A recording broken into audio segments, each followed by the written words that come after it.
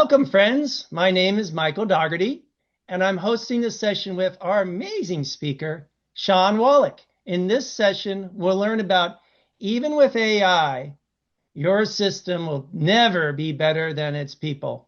Welcome, Shawn. Thank you. Good to see you, Michael. I hope you're doing well. Glad to be here. All right, so in this session, we'll learn about the current and potential limits of AI. There are also other sessions in the Global Agile Summit that touch on this topic.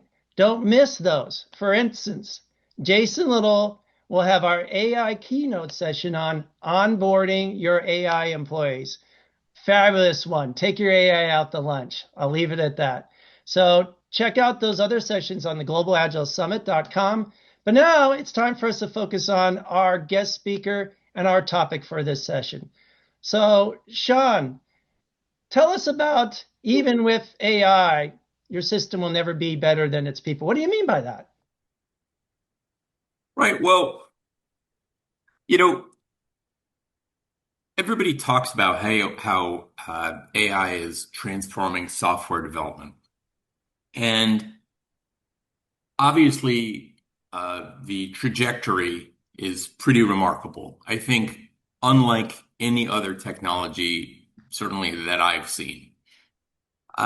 But as organizations bring this technology into the workplace, I think that they need to understand a few things. They need to understand uh, how to recognize when AI is exposing organizational bottlenecks that they weren't anticipating, how it may be influencing or changing organizational expectations, the whole decision-making model, how it's fundamentally reshaping career paths, particularly early in the career journey, which affects the whole talent pipeline, and how leadership really needs to adapt to deal with questions of judgment and accountability.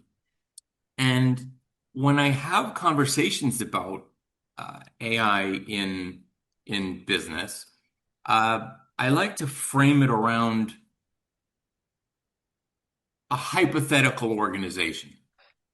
So let's imagine for a minute that you worked at whatever company you may work at. Let's call it Human Touch Solutions. So there's a bit of irony there.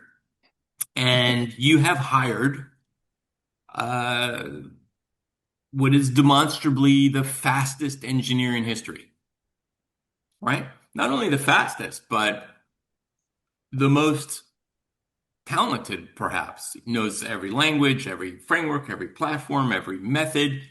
If there's one that he or she or it doesn't know, it can come up to speed incredibly rapidly, right?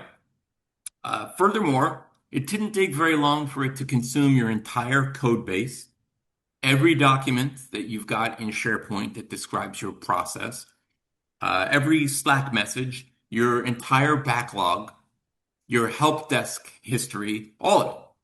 And while we're at it, this new hire never sleeps, never complains, never forgets.